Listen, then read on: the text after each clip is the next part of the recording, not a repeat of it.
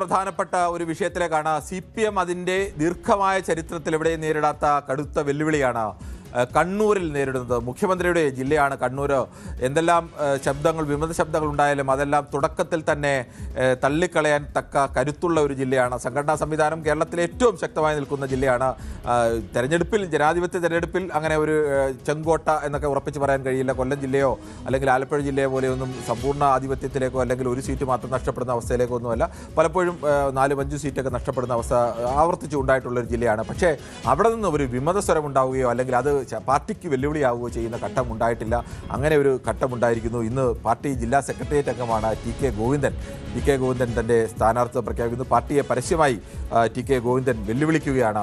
TK ഗോവിന്ദന്റെ വാക്കുകൾ ഒന്ന് നമുക്ക് കേൾക്കാം.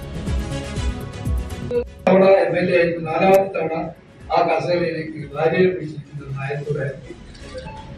അതുകൊണ്ട് ഈ തെരഞ്ഞെടുപ്പ് രൂക്ഷമായ ഭാഷയിൽ തന്നെയാണ് എനിക്കാവില്ല. കാരണം എനിക്കിതോട് യോജിപ്പില്ല. കാരണം നിങ്ങൾ നമ്മുടെ പാർട്ടിയുടെ ചരിത്രം എങ്ങനെയാണെന്ന് അറിയാമെന്നറിയില്ല. കാരണം 2 ടേം ആയാൽ പിന്നെ മത്സരം പാടില്ല. നിങ്ങൾ സംശയമാണ് മുഴുവൻ. എന്നാലും മറ്റൊരു സ്ഥാനാർത്ഥിയായി നിൽക്കുന്നത് തളിപ്പറമ്പിലാണ്. തളിപ്പറമ്പിലും CPM സ്ഥാനാർത്ഥി TI മധുസൂദനെതിരെ മുൻ ജില്ലാ കമ്മിറ്റി അംഗം V കുഞ്ഞികൃഷ്ണൻ മത്സരിക്കുമെന്ന് നേരത്തെ തന്നെ പ്രഖ്യാപിച്ചിരുന്നു. അദ്ദേഹത്തിൻ്റെ പുസ്തകമെല്ലാം പുറത്തു വരികയും V കുഞ്ഞികൃഷ്ണനെ സംബന്ധിച്ചിടത്തോളം ഏതെങ്കിലും തരത്തിലൊരു അഴിമതി ആരോപണമോ അല്ലെങ്കിൽ മറ്റേതെങ്കിലും മോശപ്പെട്ട പ്രവർത്തനത്തിന് ആരോപണമോ ഇല്ലാത്ത ഒരു മെച്ചപ്പെട്ട പ്രതിച്ഛായുള്ള ഒരു നേതാവ് കൂടിയാണ്. CPM-നെ വെല്ലുവിളിച്ച് കണ്ണൂർ ജില്ലാ കമ്മിറ്റിയിലൊക്കെ ഏറ്റവും വിശ്വസ്തരായ നേതാക്കളുള്ള ജില്ലാ കമ്മിറ്റിയിൽ നിന്ന് ഒരു ജില്ലാ കമ്മിറ്റി അംഗം, അതും തലമുതിർന്ന അംഗം, അതോടൊപ്പം തന്നെ ജില്ലാ സെക്രട്ടേറിയറ്റ് അംഗം, അങ്ങനെ 2 പേർ ഇപ്പോൾ 2 സ്ഥലത്ത് CPM-ന് തലവേദനയായി നിൽക്കുന്നു എന്നുള്ളതാണ് പ്രധാനം. അദ്ദേഹത്തിൻ്റെ കുഞ്ഞികൃഷ്ണൻ്റെ വാക്കുകൾ കൂടി കേൾക്കേണ്ടത്.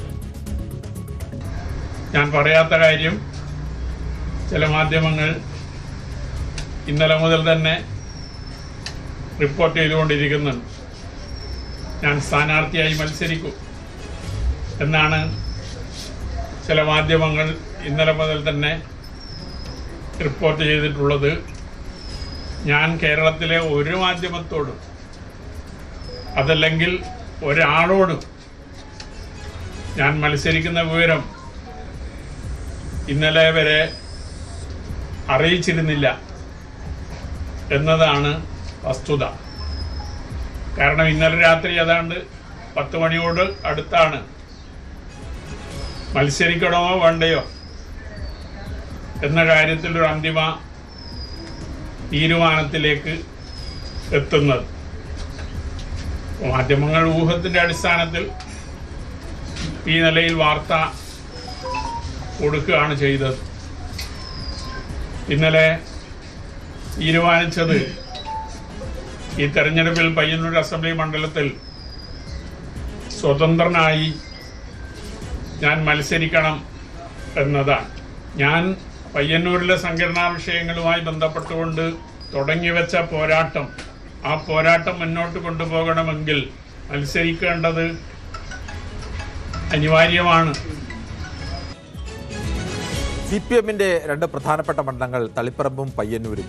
ഈ 2 സ്ഥലത്തും CPM ജില്ലാ കമ്മിറ്റിയിലെ തലമുതിർന്ന 2 നേതാക്കൾ CPM-ന് തലവേദനയാവുന്നു എന്നത് വളരെ പ്രധാനമാണ്. ഇതിനെ എങ്ങനെ ഈ പാർട്ടി അതിജീവിക്കുമെന്നുള്ള വലിയ ചോദ്യങ്ങളൊക്കെ ഉണ്ട്. പാർട്ടിക്ക് അങ്ങനെ ഒരു പ്രശ്നം ഇതിനു മുമ്പ് ഉണ്ടായിട്ടില്ല. ഇതിന് അങ്ങനെ ഒന്നും ഉണ്ടായത്, ചരിത്രത്തിലുണ്ടായത് MV രാഘവൻ പാർട്ടിയെ വെല്ലുവിളിച്ചുകൊണ്ട്, കണ്ണൂരിലെ ഏറ്റവും പ്രധാനപ്പെട്ട നേതാവായിരുന്നു MV രാഘവൻ പാർട്ടിയെ വെല്ലുവിളിച്ചുകൊണ്ട് പാർട്ടിക്ക് ആ MV രാഘവൻ്റെ ഒരു തലയെടുപ്പോ അല്ലെങ്കിൽ ആ തരത്തിൽപ്പെടുന്ന നേതാക്കളല്ല ഇവർ 2 പേരും. പക്ഷേ ആ 2 പേരും അങ്ങനെ ജില്ലയിലെ പ്രധാനപ്പെട്ട നേതാക്കൾ തന്നെയാണ്. MV രാഘവനൊക്കെ ഉണ്ടായപ്പോൾ അന്ന് പിണറായി വിജയൻ അടക്കമുള്ള പ്രധാനപ്പെട്ട നേതാക്കൾ നിന്നുകൊണ്ടാണ്, മുന്നിൽ നിന്നുകൊണ്ടാണ് രാഘവൻ ഉയർത്തിയ വെല്ലുവിളികളെയൊക്കെ മറികടന്നത്. പിന്നീട് VS അച്യുതാനന്ദന് സീറ്റ് നിഷേധിച്ച കാലത്തൊക്കെ അന്ന് VS പിണറായി പോര് പാർട്ടി ശക്തമായി നിൽക്കുന്ന ഘട്ടത്തിൽ പിണറായി വിജയൻ അടക്കമുള്ളവർ VS-ന് സ്ഥാനാർത്ഥി നൽകേണ്ട എന്ന തീരുമാനം കൊടുത്തപ്പോൾ കണ്ണൂരിൽ പല സ്ഥലത്തും സാധാരണ പ്രവർത്തകരും ഒക്കെ പരസ്യമായി പ്രതിഷേധത്തിന് രംഗത്ത് വന്നിരുന്നു. ആ പ്രതിഷേധമൊക്കെ ഉണ്ടെങ്കിലും പിന്നീട് അതും കണ്ണൂരിൽ അങ്ങനെ എവിടെയെങ്കിലും പാർട്ടി സംവിധാനത്തിലോ പാർട്ടി സമ്മേളനങ്ങളിലോ ഒന്നും അത്തരമൊരു എതിർ ശബ്ദം ഉയർത്താൻ ഒരു ഘട്ടത്തിലും തയ്യാറായില്ല, അല്ലെങ്കിൽ അങ്ങനെ ഉണ്ടായില്ല. ഇപ്പോൾ വീണ്ടും ഇന്നത്തെ ടി.കെ. ഗോവിന്ദൻ്റെ വാർത്താ സമ്മേളനത്തിൽ പറയുന്ന പ്രധാനപ്പെട്ട രണ്ട് വിഷയം, ഏതെങ്കിലും തരത്തിൽ ജില്ലാ സെക്രട്ടേറിയറ്റിലോ ജില്ലാ കമ്മിറ്റിയിലോ ചർച്ച നടത്തിയല്ല സ്ഥാനാർത്ഥികളെ പ്രഖ്യാപിച്ചത്. ജില്ലാ സെക്രട്ടറി ഒരു ലിസ്റ്റ് വായിക്കുകയായിരുന്നു എന്ന് പറയുന്നു. ജില്ലാ സെക്രട്ടറിക്ക് ലിസ്റ്റ് സംസ്ഥാന സെക്രട്ടറിയോ മുഖ്യമന്ത്രിയോ നൽകുന്നു, ആ ലിസ്റ്റ് വായിക്കുന്നു. അവിടെ തന്നെ വലിയ എതിർപ്പ് ഉയർത്തിയിരുന്നു. പാർട്ടി സംസ്ഥാന സെക്രട്ടറി എം.വി. ഗോവിന്ദൻ്റെ ഭാര്യയെ പി.കെ. ശ്യാമളെ മത്സരിക്കുമ്പോൾ ആന്തൂർ സാജൻ്റെ ആത്മഹത്യ അടക്കമുള്ള വിഷയങ്ങളുണ്ടാവും. ആ വിഷയത്തിലടക്കം പാർട്ടി പ്രതിരോധത്തിലാവും. അനാവശ്യമായി ജനങ്ങൾ മറന്നുപോയൊരു വിഷയത്തെ വീണ്ടും ചർച്ചയിലേക്ക് കൊണ്ടുവരികയാണ്. അത്തരം ഒരു വിഷയങ്ങളുണ്ട്. സുകന്യയെ പോലെ ഒരു പ്രധാനപ്പെട്ട നേതാവിന് അവസരം കൊടുക്കുമെന്ന് പ്രതീക്ഷിച്ചിരുന്നു വലിയൊരു വിഭാഗം നേതാക്കളും അണികളും ഒക്കെ പ്രതീക്ഷിച്ചിരുന്നു. പക്ഷേ അതുണ്ടായില്ല. പാർട്ടിക്കുള്ളിൽ അസാധാരണമായ രീതിയിലേക്കുള്ള ചില എതിർപ്പുകൾ ഈ ഘട്ടത്തിലൊക്കെ ഉണ്ടായിരുന്നു. അവിടെ ടി.ഐ. മസൂദിനെ വീണ്ടും മത്സരിപ്പിക്കരുത് എന്നുള്ളതും പി.കെ. ശ്യാമളയുടെ വിഷയത്തിലുമൊക്കെ ഉണ്ടായിരുന്നു.